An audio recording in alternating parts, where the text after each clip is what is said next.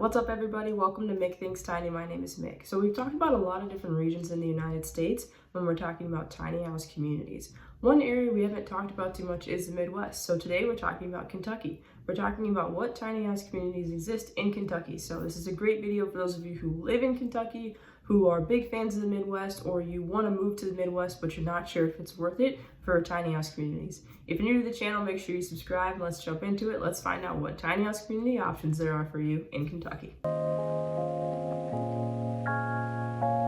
Alright, welcome back. So today we're talking about Kentucky. Kentucky's a cool state. I've been there before. I've been to Louisville. It was really awesome. I had a lot of fun. There's good food. So the Midwest is a really beautiful part of the country. I'm actually from the Midwest, so it's worth talking about what type of options there are for you in the Midwest. So this is the first of quite a few videos where I'll talk about the Midwest in terms of other states in the US. But today we're focusing on Kentucky, and there's a reason why. So for one, lower cost of living. That is by far one of the biggest draws of the Midwest, in addition to the weather, if you like all four seasons.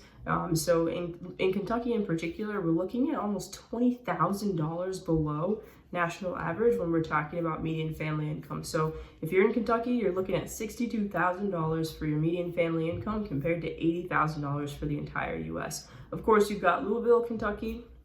You've got the Kentucky Derby with all the big hats, the cool horse races. You've got baseball, you've got a ton of breweries. You've got some caves, which is really awesome. I didn't know they had tons of caves in Kentucky. And then you've got a lot of different, and then you've got a pretty cool advantage when it comes to tiny house laws. So they vary by county. So example is the city of Barron, Kentucky. It's 400 square foot maximum. But the really cool thing, and it's kind of interesting, is that there's no zoning regulation outside city limits. So it gives you a lot of opportunities to sort of do different things when it comes to tiny houses, because in a lot of places there's often a lot of tight zoning restrictions, particularly around tiny homes and then tiny house communities as well too.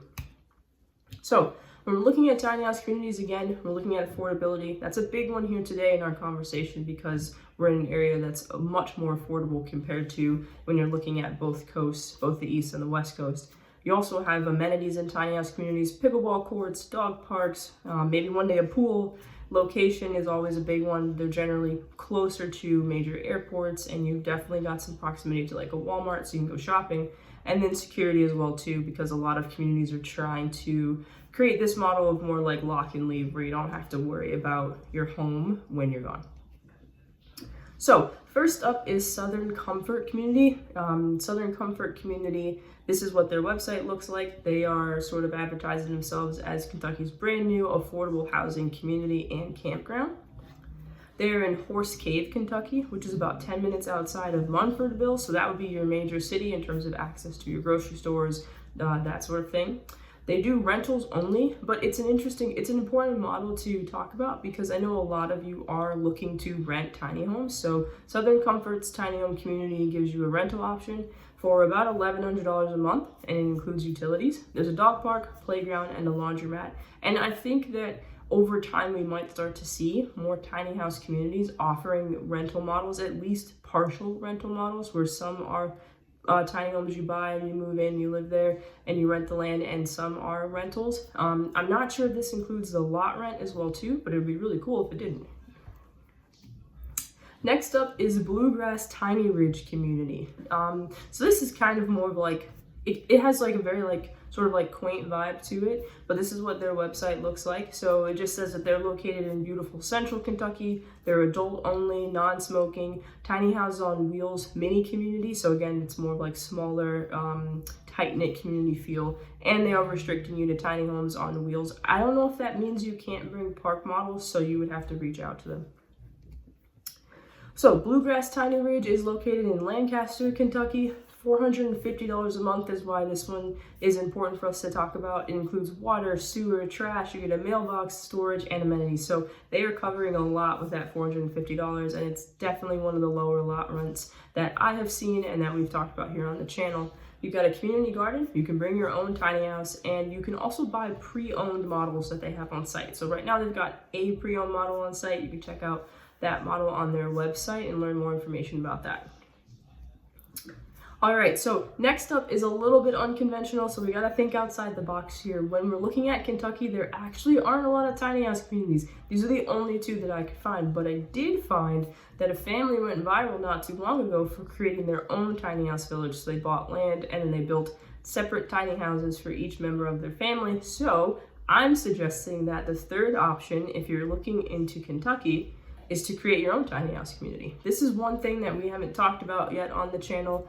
With more and more tiny house communities popping up, it's worth mentioning that it's something you can do. It's possible. You don't have to get 43 acres and put hundreds of tiny homes on there to create your own tiny house community. I've seen tiny house communities with anywhere from 6 spots all the way up to over 150. So it's really up to you. So one of the reasons why I've decided to talk about creating your own community in Kentucky is because of lower costs for land ownership. You can find land for pretty cheap in Kentucky, and with fewer zoning regulations, you're kind of in a prime position to create your own tiny house community. So that's what I'm saying. Do it yourself is one option. I think that could be pretty cool. It could be a lot of fun.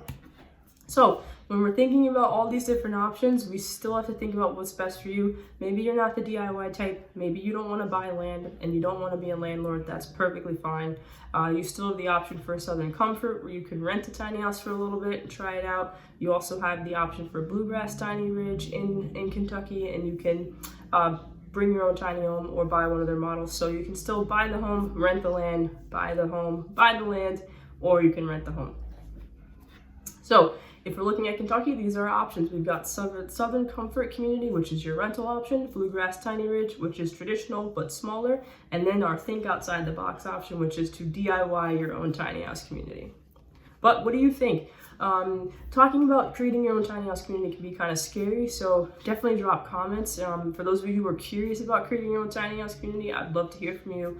I don't know if any of you are interested in Southern Comfort and the rental model. If there's other states you want to see, let me know. This was a fun one to do. As someone who's from the Midwest, I'm always curious about what's going on in sort of that middle part of our country, and just seeing what's going on with tiny house communities in particular. I think the Midwest is going to have a bit of a comeback. I definitely think that tiny house communities are going to continue to pop up in this parts of the country. So let me know what states you want to see. If you haven't checked out the other videos I've done on other states, you can check those out as well too. And yeah, I'll keep looking up different states and keep trying to figure out ways for you guys to go tiny in different parts of the country. But yeah, don't forget to think tiny, and I'll see you guys in the next one.